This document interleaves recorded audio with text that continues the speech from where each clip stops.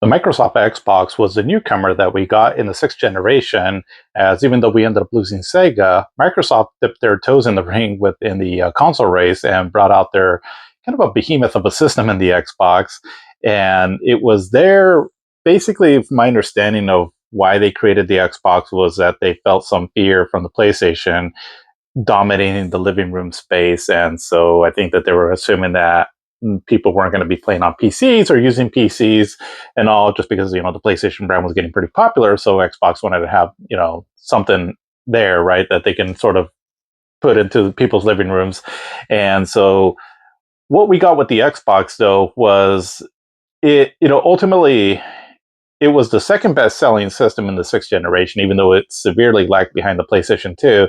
But we still got a lot of cool games, though, on it. And not only that, also some cool services, like, for example, Xbox Live, which became a big deal as far as for playing games online. That success that they had gave respect onto the Xbox name going into the next generation. But we'll get into that later when I do a video on that at some point.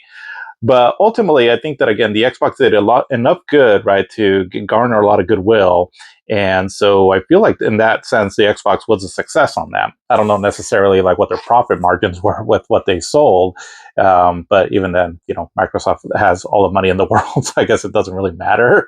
But it was still a pretty cool system, and actually, for me, my personal favorite Xbox system, and the reason for that is that I feel that there were more exclusives to the Xbox, at least at the time, or at least on console, right? So we're not talking about PC at the moment, and also good exclusives as well too. So the 10 games that I have here are examples of that. Well, some of them might have been on other systems too, but for the most part, though, at this time, the Xbox was a system that, for the most part, it handled multiplats better, and also you had Dolby Digital, progressive scan on most of the games, and also the ability to customize your own soundtrack, which was really cool because of the hard drive that was built in there. And so that was all pretty cool. And so definitely a revolutionary system, along with what they were doing with the Xbox Live. So I wanted to share these 10 games here to show an example of that.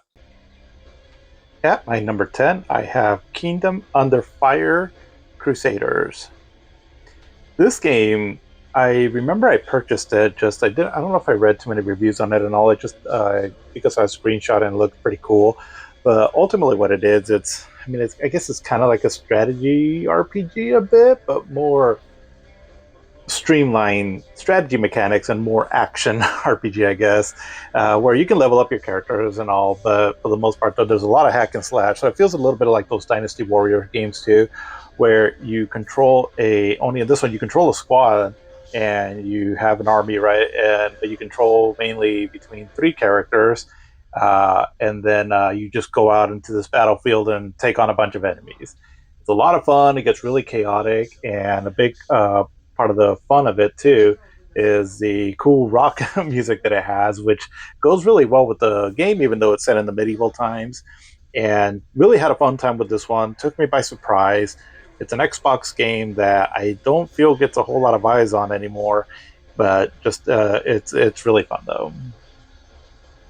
At the time, I hadn't really played a whole lot of games like this, so it was pretty impressive to see just all the different characters on the screen. They're just battling it out. So I thought that was pretty cool there. And the strategy elements, I mean, they're pretty limited. There's not, well, I guess, a whole lot as for you just kind of point to where your characters need to go to, but you can sort of strategize between like switching up your different teams and all, and so to work against certain kind of enemies, and so that's always fun to experiment with that. And you can select between a few different characters, so that gives you a few different scenarios right on the overall story. The banter between the characters is pretty fun. I mean, it's nothing groundbreaking or anything, but it's a fun story to watch unfold right as you're getting into the carnage there of some medieval mayhem. But yeah, definitely would recommend this game. It's incredibly fun, and one that I feel like it gets overlooked a lot. And again, I got to say it again too. Just a cool soundtrack as well too. But coming in for me at number 9, I have Project Gotham Racing 2. And so going back to the Dreamcast, I almost had this game on there, which was a Metropolis Street Racer. And that game right there, it became a racing game that was one of my more favorite ones at the time. And I just felt that it's a good combination of like kind of realistic but kind of arcade like too also, but that it takes place in cities that it looks like they were modeled pretty fairly accurately, at least to the actual layout of the cities. I thought that was pretty cool. And then also with the kudos system on how you can get extra points for being able to perform well in a course. I just felt that that gave a lot of replayability to that game there. Well, eventually the series migrated over to Xbox and became called Project Gotham Racing, which no affiliation with the Batman franchise, but it's you get a cool, really cool collection of cars, and again the kudo systems returns back, and so just a lot of fun to try to again go through these courses and get the best time and get the most points, and the controls are just really well done, and everything looks really nice too also, and just a lot of depth to this game too. As this was still when you would get a lot of content on the disc, right? I mean, there's tons of courses, tons of things to unlock, tons of cars, and so that just made this game a just a blast. This one and part two are really good, and I just put part two on here because from what I recall, I feel like it just had more content to it than I recall from the first one, but I could be wrong on that. But I just have more fond memories of this one here than I do of the first Project Gotham Racing. But definitely, if you're into old school Xbox racers, this one is definitely worth checking out. But then going over to number 8, I have Fable. And so Fable for me, I mean I remember I really liked this game, but honestly I'm having a bit of a hard time remembering a lot of the details on it. But I did think it was pretty impressive on just a lot of the options that you can do on this game, right? Outside of just being a pretty decent hack and slash action RPG, where you can your choices affect you as far as like if you're going good or evil, and that it can also affect your overall appearance. I thought that was pretty cool, and the overall little fantasy medieval story that it has, it's pretty cool too. Also, and the music, it's almost reminiscent of something like what Danny Elfman would do. And so, all in all, a pretty decent game, even if it didn't quite live up to the hype of what Peter, see, I'm probably going to butcher his last name, but Molyneux, the vision that I guess he had for this game. But even if he didn't quite succeed on that, I think it started laying the groundwork, right, and also try to push games in that direction where it gives you a lot of different options on how you can play your game and customize not only your character, but then also the story as well too.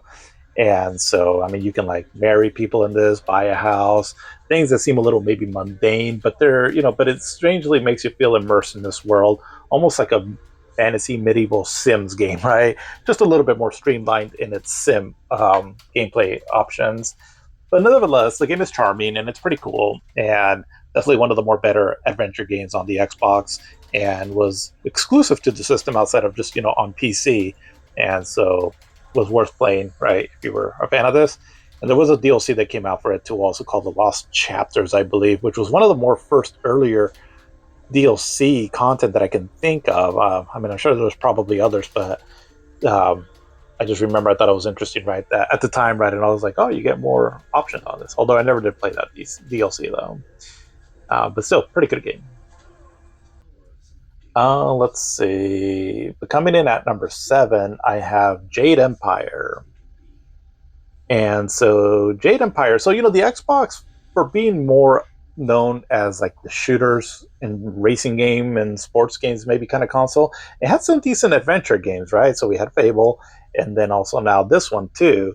And so Jade Empire was made by BioWare, and so they were known for the some PC games. I think they did oh, I forgot. I think some kind of Dungeons and Dragons games. I'm not sure on PC, but eventually they started getting their hands on the Xbox, and so this is a game that came out kind of late towards its lifetime, and so I think because of that, I feel like this game probably got a bit overlooked, as it seemed to got some recognition back then, but I don't hear too much about it anymore either. But it's pretty good, and it's backwards compatible on the Xbox also, or the Series X. But basically, it's more or less like Star Wars: Knights of the Old Republic, or even to an extent Mass Effect, where you have a lot of dialogue choices you can do that makes it feel almost like a choose your own adventure story. And you select your character from the start, and that, and each one has like different attributes, right? Like one is stronger, one is weaker but faster, and so forth. And the game and the setting takes place like in this ancient Chinese sort of setting, which I think is really cool and original too. And the story overall is pretty. I mean, it's what I can recall. Again, it's been a while since I played this game, but I just remember being pretty engulfed in it all the way through. And so has really cool characters. The writing is very much kind of like on par with what you would get in the Knights of the Old Republic series, and the kind of like that game also has kind of like a. I mean, it has its own version of it, and honestly, I forgot what it's called, but where there's a light side and the dark side, and so pretty fun to go through the dialogue choices or certain events, right, to help that'll dictate what direction you end up going. The gameplay is pretty fun. I mean, the action RPG combat in it is pretty fun as you use martial art moves to take out your enemies, along with like certain magical powers that you get. And yeah, it does pretty good of combining like a martial arts lore of ancient China, but at the same time has a certain fantasy element that you don't really see a whole lot of, with more of a Chinese setting, right? And so for that, there I think is pretty good. The one knock that I do have against this game, though, because it's very much in what seems like, well, I mean, fictional, right? But Chinese lore and fantasy like elements and all, that the characters speak like perfect English, though it kind of throws me off a bit. And the acting is fine. It's just that it just throws me off because of the setting that it takes place in. I almost wish there was an option for like Chinese acting with English dialogue, as that's generally how I like to play, stuff like that. But again, it's not that the acting is bad; it's just that it just feels a little out of place because of that. But either way, though, really excellent game. But then let's see, coming in at my number, let's see, 10, 9, 8, 6, I have Voodoo Vince. And so Voodoo Vince is just it's just a really well done platformer. I had a lot of fun with this one when I first played it back in the day. And, the character of Voodoo Vince, or he's just, he's funny as heck. I forgot the actor that does his voice, but he's a comedian. And I think he's like a like a popular comedian, well, at least at the time. And so it's his little quips that he does. He has a very sort of like dry sense of humor, but I think it's funny though. And so ultimately, you're this little voodoo doll that's on your way to rescue your owner, and she gets kidnapped by these burglars, basically. And just you go through this sort of like a uh, Southern Creole sort of like New Orleans setting, and so it's very original, and that's what I like. So like Jade Empire and this kind of for the same reason, it's like a setting that you don't really see a whole lot of in video games, and they did a pretty good job of fleshing that out. As the graphics themselves, right? Look, they did a pretty good job of capturing like this New Orleans sort of jazzy feel, and then the music as well too. It's really great, and just overall, it has a really cool setting, and the play mechanics are pretty fun. You can punch, spin, attack. And the platforming is pretty spot on, and there's a lot of cool objectives to do in each level that makes it a blast to play through. And that's I think for me what stands out in this game is just the level design is really fun to go through these stages. The voodoo powers are pretty cool, but I felt that they were a little, they're almost kind of used like a sort of like a smart bomb attack, right, where it just wipes out everyone, and they're clever. I don't know how exactly, but I feel like maybe if they could have explored those powers a little bit more. But for what it is, it's entertaining though, and just a fun platforming game, and definitely one of the better platformers on the Xbox. But then at number 5, I have another platformer, and that is Psychonauts. Again, a very original platformer. This one was done by Tim Schafer, which Double Fine Productions, I think, is his company's name. And so he has a very unique, sort of quirky humor that he has, and it's very original worlds, though, and the just the overall creative design of the environments that he creates is really creative. And in this one, you control this psychonaut, and so you kind of like go to this sort of like a camp slash school where you're these kind of like these group of people that can go into people's minds, and so that makes for a lot of creative levels, right? Like for example, the first boss that you take on, it's like this drill sergeant, and so you go into his mind, and it's all like war and everything, so it's pretty fun. There was another stage too also that I remember that it's like you're bouncing on this ball a lot, and you get like this really catchy tune that's going on. And so just really creative platformer, controls really well. It's pretty funny too also, for what it is, pretty good voice acting, and just a very original game, and definitely a platformer that is best played, I think, on the Xbox. There was a version on the PlayStation 2, but the Xbox definitely looks a lot better, and just plays overall better. And so that's why I think I've always considered this game an Xbox exclusive, even though technically, yes, it is on the PlayStation 2. But a lot of fun, good game, and yeah, this and Voodoo Events. I mean, they're really top-notch platformers that at the time, right, the Xbox was the place to play them on. Because I don't know if these games got a PC release at that time, but they were definitely worth playing on the Xbox. Okay, so my number 4, I have Tom Clancy's Splinter Cell, Chaos Theory.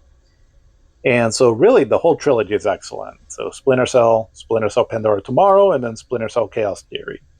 Chaos Theory, though, really stepped it up a notch, though, where the first two feel kind of similar.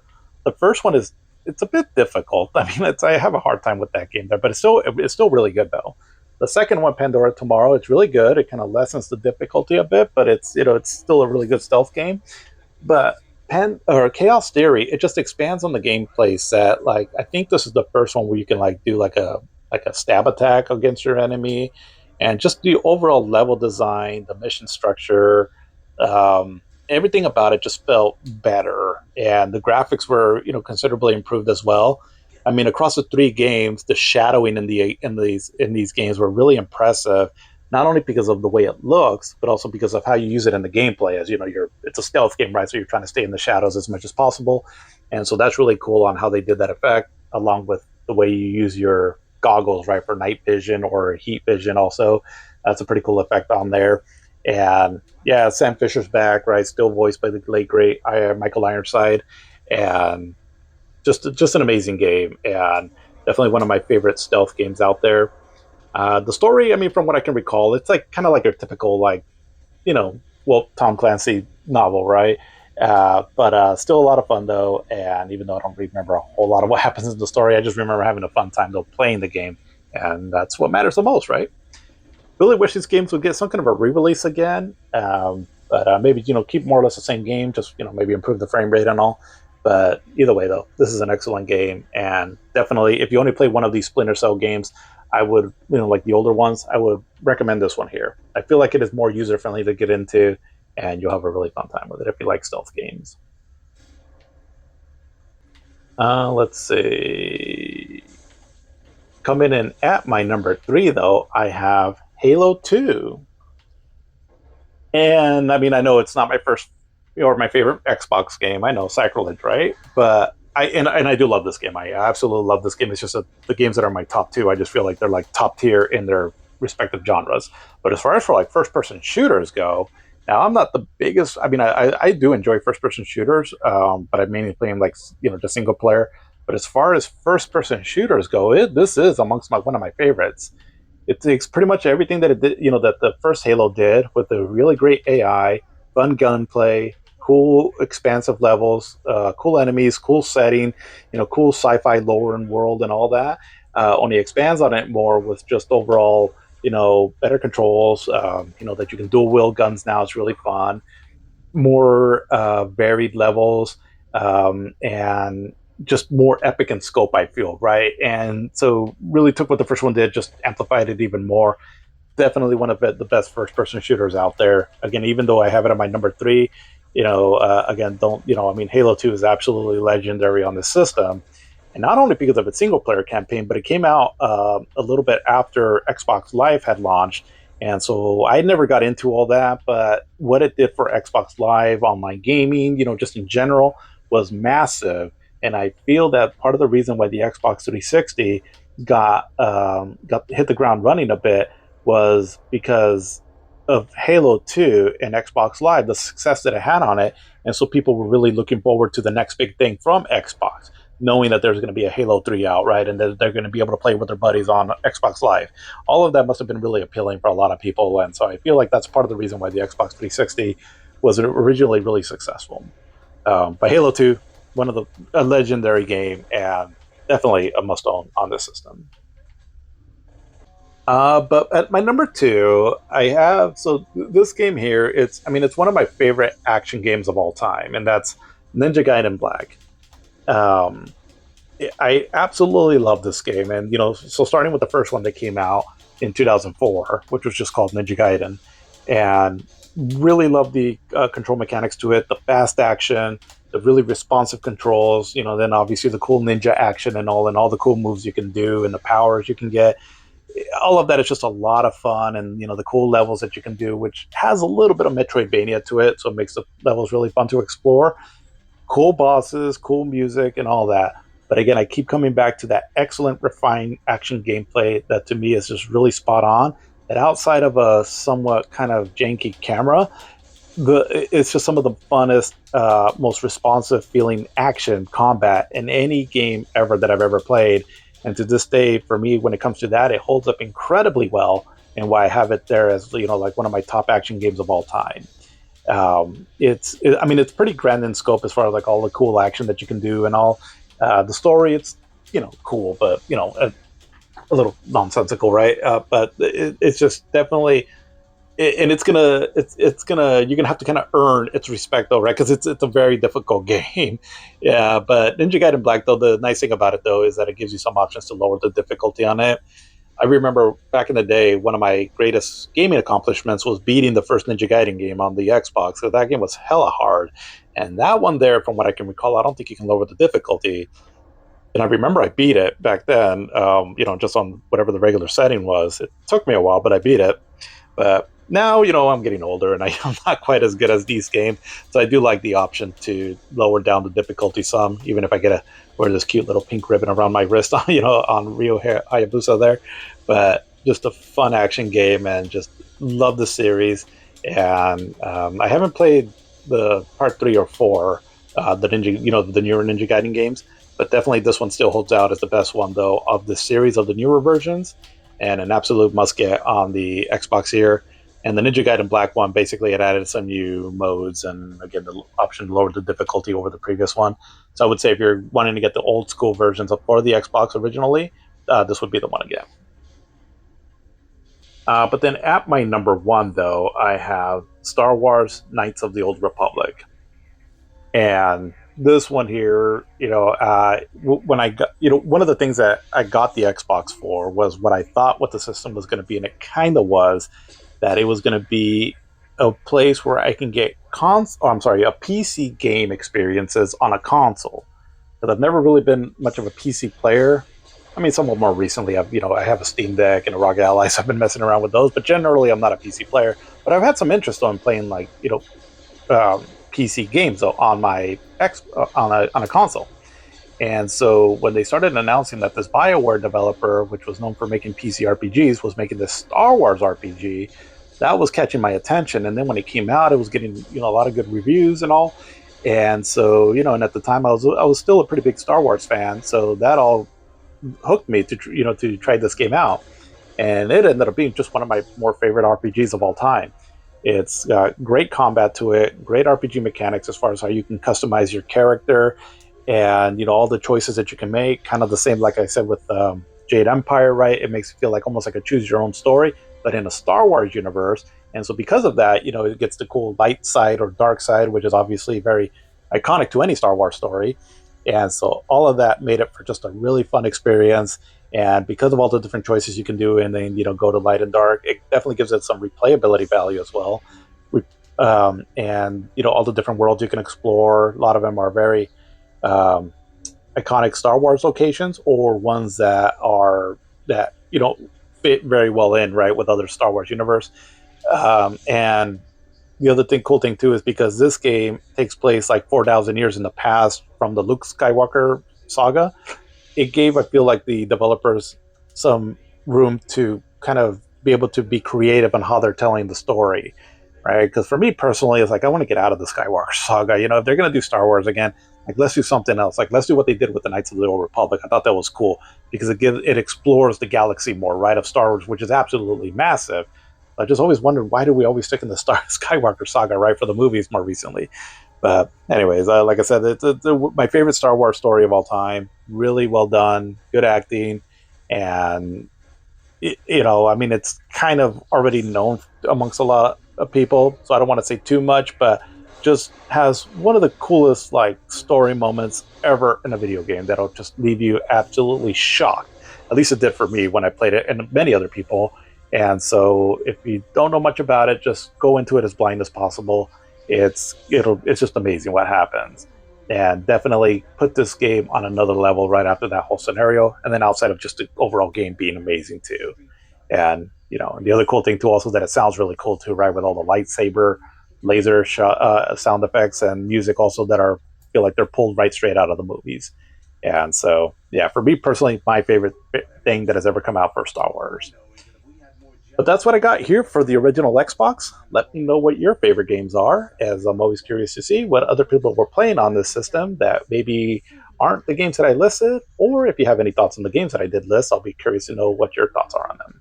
Till the next one.